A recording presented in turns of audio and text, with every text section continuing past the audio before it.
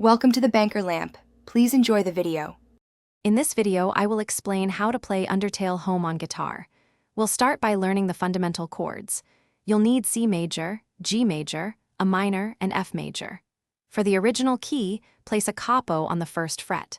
Focus on making your chord changes smooth and clear. This foundation is crucial for playing the entire piece beautifully and expressively.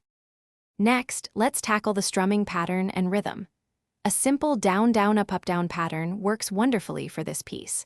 Remember to keep your strumming hand relaxed and maintain a consistent tempo. The song's gentle nature calls for a soft, flowing rhythm, so focus on that feel as you play through the chord progressions. Now, for those wanting to add more depth, consider incorporating the melody with fingerpicking. You can pick out the main melodic line while holding the chord shapes.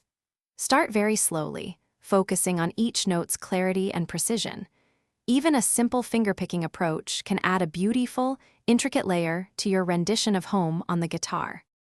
To truly master home, consistent practice is key.